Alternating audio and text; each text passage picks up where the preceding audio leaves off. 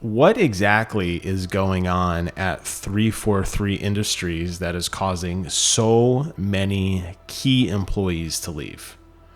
This is just my theory. My background comes from about 20 years in the system engineering realm, working in complex multi-year efforts with multidiscipline teams creating massive projects.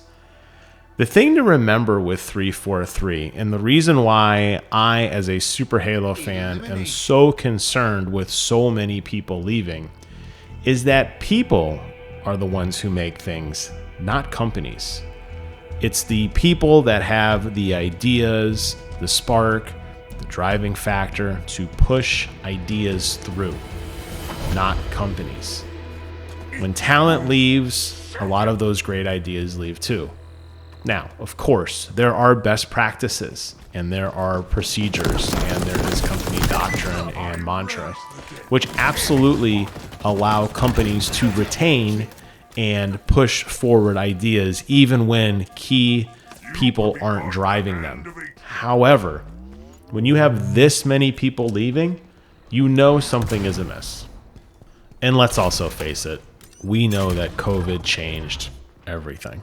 Workforces and the way that people expect to be treated now, and office politics and getting together in physical spaces, that's changed a lot. But let's talk about 343 specifically. I think there are 3 key things that is really hurting this company right now: product, development, and human resources. Okay.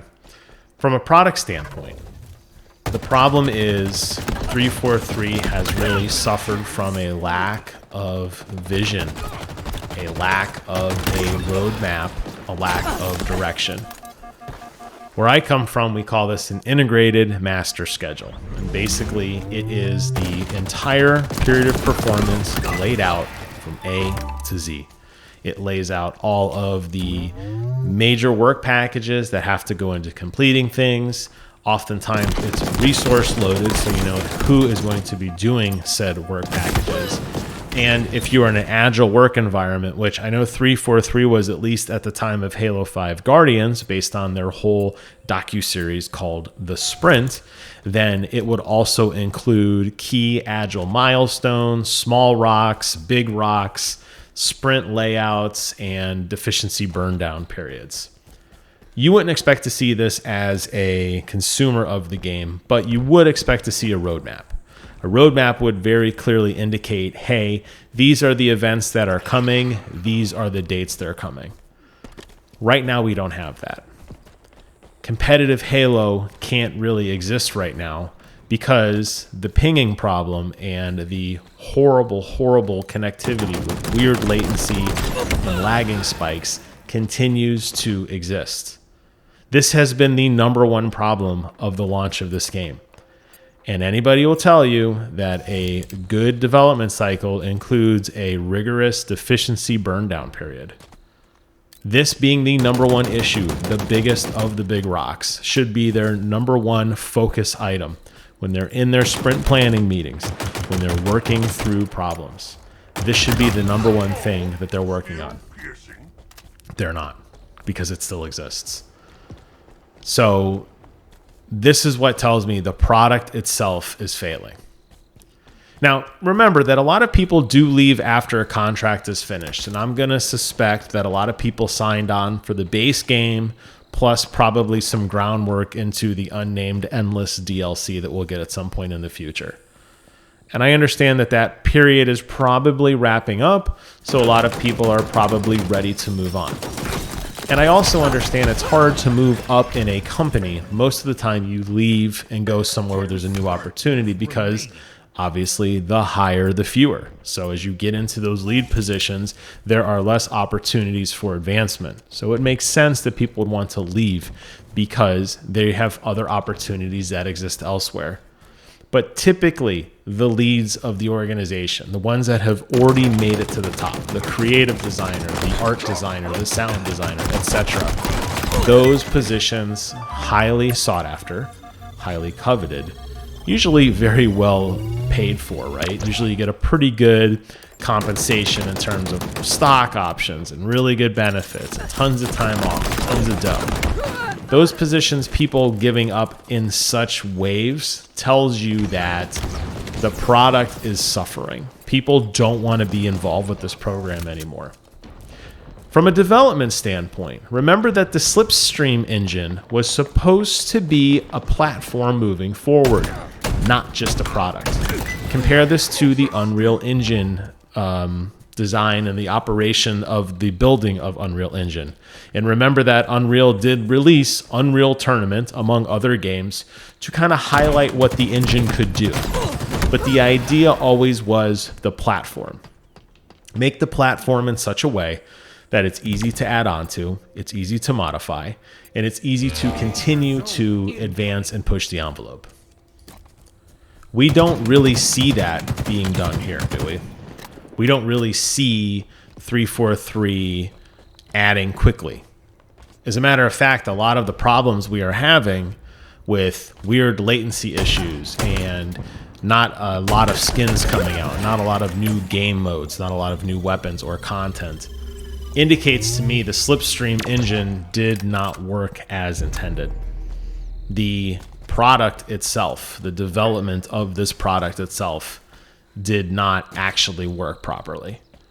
And look no further than the original game footage that 343 showed us, by the way, when we saw how poor the draw distance was and how flat the characters were. We got so many memes. Craig came from this, a lot of other concerns with the game. And look at how long it took them to respond to fix those things. That's why things like Forge mode, that's why things like the upcoming cooperative campaign mode have turned into massive events and massive releases for this game instead of more of an agile-based dump of new content every couple weeks. This is a live service game. A live service game is going to demand very rapid turnaround on things to keep the gameplay fresh and current. I don't know why 343 chose to go the live service route. They clearly bit off more than they could chew. They clearly did not know what they were getting into with a live service game, because if you look at the amount of content we have gotten since the game's launch, it's very easy to see they are not pushing the envelope as fast as other live service competitors are doing, like Warzone or Fortnite or Apex Legends, that is constantly adding new game modes, new types, new variants. It's always fresh, it's always new. Every week something is happening. You're not seeing that here. I think this goes back to the fact that the engine that they designed does not operate in a meaningful way, is not easy to execute on, has some major flaws with it. It's not what they thought it would be. And that is a major problem because people are expecting new content to come out. The way that this game was advertised, the way that the seasons were marketed, the way that the Microsoft machine pushed this game out was in such a way that we were supposed to be getting new stuff. We're not. And really, from a human standpoint, the final point that I'm going to talk about, the human resources element, I think a lot of it has to do with Microsoft themselves. Microsoft clearly struggles when it comes to managing the studios under the Microsoft umbrella. And I think there is a systematic issue with Microsoft leadership. If you look at the games that have come under the Microsoft, universe, you look at what they have been up to since then. All the studios that have been acquired, the games that come out, the lack of quality of the games, the lack of consistency of the experiences. I think it's very clear to say that Microsoft has a leadership problem. And it's easy to rally behind Phil Spencer. It's easy to rally behind Matt Booty, Aaron Greenberg, Major Nelson, Sarah Bond. These are all somewhat household names if you're a gaming enthusiast. These are all people who've been on the stage, who smile, who nod, who hype up Game Pass, who tell you why Microsoft is the best place to play, who give away controllers and games and are always at Fan Fest and pushing that experience. Seem like nice folks. But there is clearly a problem with the Microsoft leadership. I don't know if it's them specifically or their lieutenants that we don't really see under them, but it's very clear to me that Microsoft is pushing down some very bizarre policies on these game studios.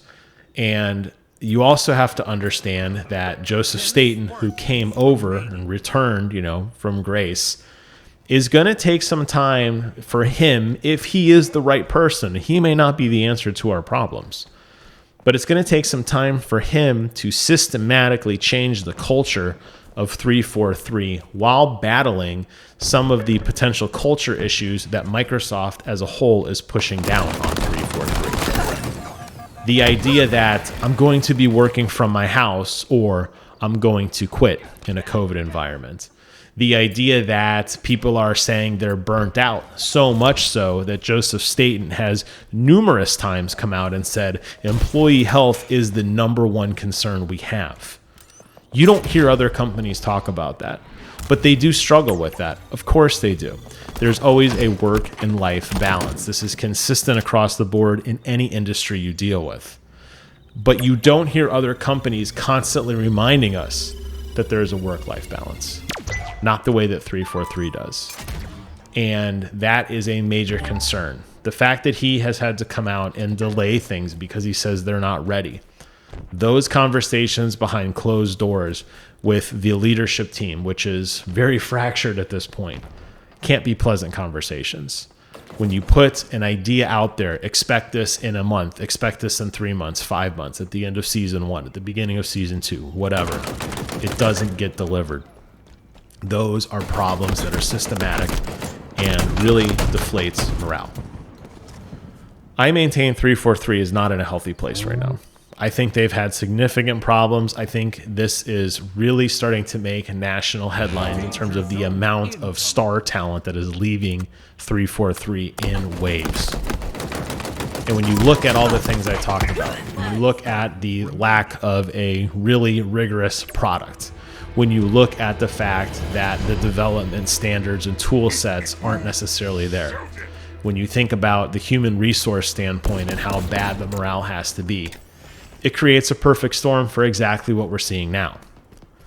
If Halo was not a live service game and they were able to plus up or deliver a little bit more of some of the content at launch and not keep things behind gates like attrition mode and last Spartan standing and some of the other modes we know that exist that we have yet to formally see through a lot of the data mining that's been done, like a zombies mode or some of the other maps or other content or the DMR that's supposed to be coming out soon. All of these things that don't exist, if they did exist and they launched at day one and the live service idea was gone, I think a lot of these problems would honestly not make the forefront because the company would just be dealing with it behind closed doors. But you don't have that luxury of closed doors anymore when you convert to a live service game because everybody's watching and everybody's waiting. And the number one post every single Tuesday when the servers reset. What's the legendary drop for the week by completing your battle pass? What's in the store? That is the number one thing everybody is talking about at the reset of the event, right? Or even more so, where is the event? Oh, or there is no event, which seems to be more often than not, which leads to a lot of frustration. This lack of transparency, coupled with the fact that there are basically open kimono policies at 343 now, the fact that so many people are leaving, the fact that there is no silver bullet, there is no big bad that they're going to unveil, the fact that they're struggling under their own process, whether it be their own or, in my opinion, Microsoft's process, definitely has created a very volatile storm. And people have just been fed up and had enough. I don't think every single lead who is leaving 343 is going to go off and start their own company and be multi-successful first-person shooter or other game designers. I think a lot of them are just going to go take jobs at other places because they just can't handle the amount of stress that they're getting. But it doesn't look good, and it worries me. And as a systems guy, thinking of how would I solve the problem, thinking of how I would remedy this. If I was hired on 343, and trust me, I have applied numerous times, they don't want me. But I think about it from my perspective. If I was there, what would I change? What would be the message for me to the team? And what would be our get well plan? And it starts with a schedule. It really does. It starts with a clear set of expectations that grounds the team and the fan base on what we can expect to see. And here we are coming up on a year since the quote unquote beta launch of the Halo Infinite multiplayer experience. And we still are lacking that. I implore Microsoft, I implore 343 to really sit down and put together a meaningful plan of action. Until that happens, we're going to keep struggling. We're going to keep getting frustrated. And bad news, like all of these really senior design leaders who are leaving in droves, will not stop. Those are my 2 cents. I want to hear from you guys in the comments below. Let me know your thoughts on 343. I tried to give this an analysis from a systems engineering perspective instead of just a super fan, somebody who has been in and understands the business of developing something. So I hope I was able to translate some of that into game development. But either way, it's very clear there's issues. Thank you all so much for watching. Comment, rate, subscribe, because I love that. I need more views. I need more subscriptions for my channel. It makes me feel good about myself. That's it. And until next time, I will see you guys on the other side.